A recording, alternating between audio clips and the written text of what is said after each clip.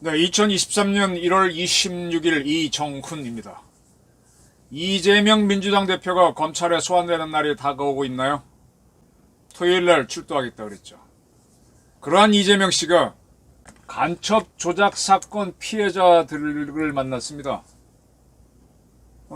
국회에서 민주당 인권위원회가 있는 모양이죠. 그 인권위원회가 국가폭력 피해자 간담회를 가졌습니다. 여기에 이재명 대표가 참석해서 인사말을 했는데, 국가가 국민을 대신해 행사하는 권력을 폭력 범죄에 쓰거나 이를 비유하는 데 사용하는 것은 자기 모순이다. 그렇게 하면서 국가폭력의 제도적 면죄부를 주는 것을 그만둘 때가 됐다 라고 얘기했습니다. 국가폭력 피해자 간담회 누가 참석했나 라고 봤습니다. 그 유명한 화교 간첩 사건, 지금은 조금 바꿔 부르죠. 서울시 공무원 간첩 조작 사건 피해자인 유우성 씨. 유우성 씨가 북한에서 태어난 화교라는 것은 분명한 사실입니다. 그가 중국을 거쳐 대한민국으로 왔고, 그리고 한때 여러 가지 이름으로 다른 이름을 써서 해외로 나갔다 왔다고 했고, 북한은 들락거렸다는 의심도 받은 게 사실입니다. 그런데 그를 수사했던, 그의 행적을 수사했던 국가정보원이 중국산 문서를 위조했다는 것 때문에 그에 대한 모든 치밀한 수사가 다 물거품이 되고 그는 풀려났습니다. 그 주인공 유우성 씨가 참석했군요. 또 구미 유학생 간첩 조작 사건의 황대권 씨, 그리고 이제 소년강제수용소 성감학원에서 교초를 겪은 김영배 씨 등이 참석했습니다. 네. 국가폭력으로부터 고초를 받았다고 하는 사람 중에 두 사람은 간첩 혐의로 조사를 받았다. 그리고 나중에 조작 사건이다라고 해서 이렇게 풀려나온 사람들을 불러들여서 그 이야기를 듣기 전에 자기 스스로가 국가범죄를 막아야 된다, 이런 얘기였습니다. 자기 자신이 검찰에 출두하게 되니까 그런 얘기를 하는 걸로 보입니다. 그런데 이미 민주당은 작년 11월 소속의원 전원 명의로 국가폭력 범죄에 대한 공소시효를 없애는 반인권적 국가범죄 시효 등에 대한 특례법을 발의한 바 있습니다. 참 좋네요. 반인권적이라는 게 어떤 건가? 예를 들면 대한민국 대통령으로서 이북에 가서 남쪽 대통령 아무개입니다 라고 하면서, 그렇게 북한에서 김정은이가 싫어하는데도 판문점에 들어가서 만나겠다고 낑겨들고, 또 그렇게 삶은 소대가리 특등 머저리라고 하는데도, 해수부 공무원이 피살돼도 은폐하려고 그러고 숨기려고 그러고, 북한에서 살겠다고 온 어민은 강제로 돌려보내는 거, 그런 게 반인권적 아닌가요? 그런 건 정말 무슨 일을 했더라도 시효에 관계없이 좀 처벌했으면 좋겠네요. 그리고 또 그 5.18 광주 민주화 운동 등 국가에 의한 인권 침해 사례도 거론했습니다. 자, 좋습니다. 한번 솔직히 이야기해 봅시다. 자, 어디에서 시위가 일어났는데 그게 민주화 시위다. 이게 결국은요, 국가는 굉장히 폭력 덩어리입니다. 국가가 왜 폭력 덩어리가 되는가 하면은, 자, 여기 사람들이 모여 삽니다. 근데 이들이 좀 살만해지면 옆에서 쳐들어와 뺏어갑니다. 짐승새끼가 다 그렇죠. 울타리가 없으면 쳐들어옵니다. 울타리를 만들려면은 사람을 동원해야 되고, 그냥 두면 되나요? 가서 누가 지켜야 되니까. 그냥 지키면 되나요? 훈련된 사람이 지켜야 됩니다.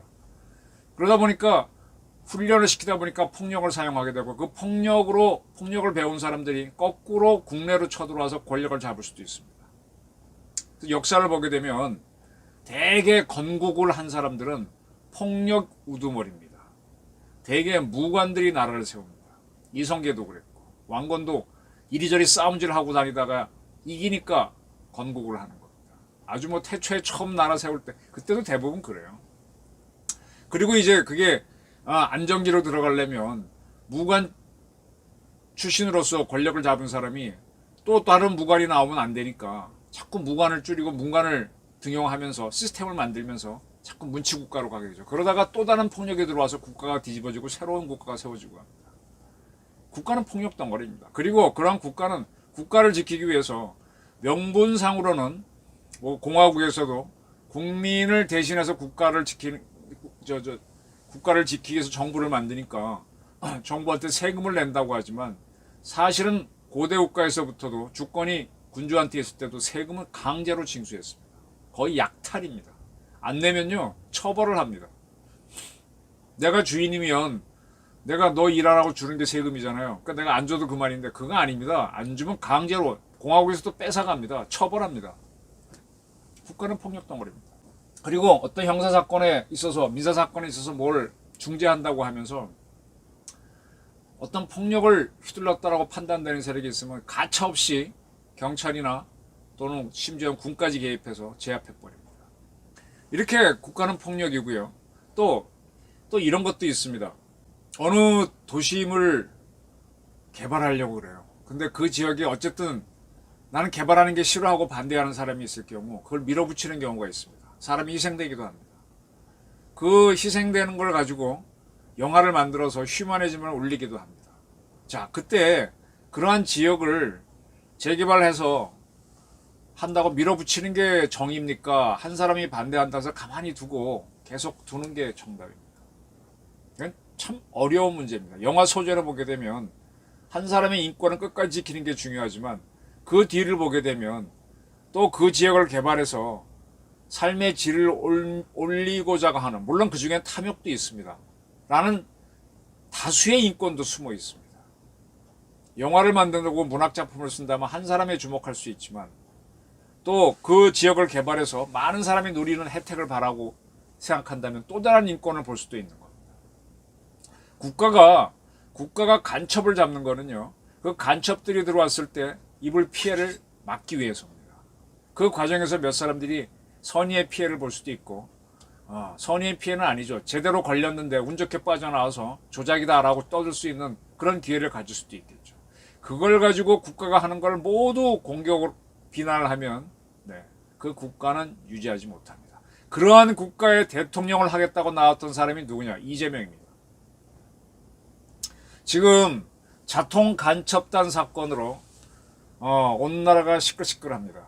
그리고 마이크 폼페이오 자서전이 공개되면서 참 제가 보기엔 지겨운 문제의 모습이 너무 불쌍하게 너무 여실히 드러났습니다. 그리고 이재명이라는 사람은 지금 수많은 사건에 연루가 돼서 기소를 거듭당하게 됐습니다.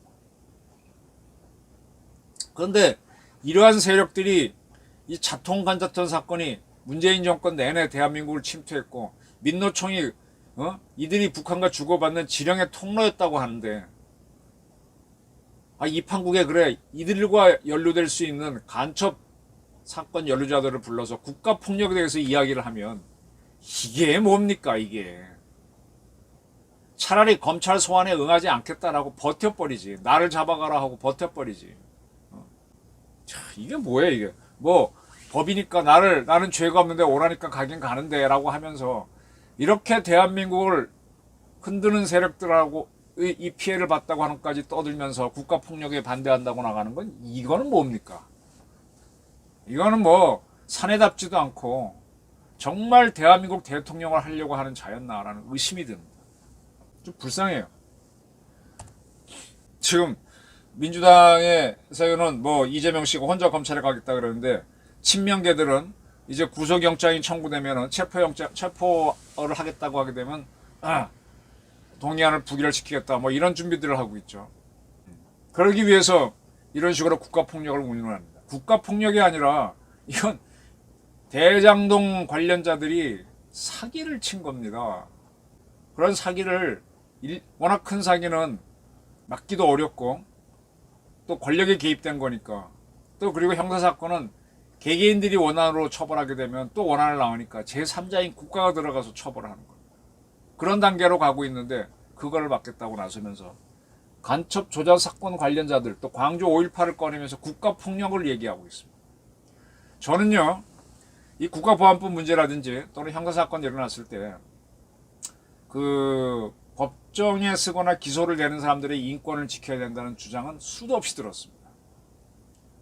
이제 쉽게 말하면 기소된 사람을 가해자라고 할 수 있죠. 가해자의 인권을 지켜야 된다는 얘기는 참 많이 들었고, 거기는 근데 사실은 그 피해자의 인권도 봐야죠. 이 문재인 정권이 피해자 중심주의를 얘기한 적이 있습니다. 위안부 문재인이 뭐니 자기들이 정치적으로 필요할 때는 피해자 중심주의 해놓고 이 간첩이 날뛰고 뭐가 하게 되면은 국내 질서가 흐트러지면 일반 서민들이 피해자가 됩니다. 그 사람들의 입는 피해는 보지 않고 다수의 피해는 보지 않고 국가가 체포하거나 뭐 하려고 할 때 가해자들이 있게 되는 피해에 주목해서 그 피해만 보는 건 뭡니까? 어떤 피해자 중심주의입니까? 제가 아까 재개발 문제에 있어서 다툼이 있을 때 어디까지 개인의 인권이 통해야 되느냐, 누가 더 중요한 인권이냐 문제를 꺼냈습니다. 민주주의는 상당히 어려워서 51대 49, 51대 49는 사실 판단하기 어려운 거예요. 그게 그거예요. 그럴 경우 다수결로라도 가겠다는 겁니다. 근데 그게 잘못됐다고? 그럼 49에 해당되는 사람들은 분명히 손해를 보죠. 그걸 압니다. 알고도 가는 겁니다. 자기들도 그렇게 갑니다. 근데 자기가 검찰 소환을 당하게 되니까 간첩 조작 사건을 특별히 거론해서 국가폭력을 이야기합니다. 차라리 나 검찰 안 갈래 그러지. 자, 이리저리 이래저래 실망만 가득 안겨주는 이재명입니다. 저는 이 사람이 어떠한 처벌을 받고 하더라도 이제는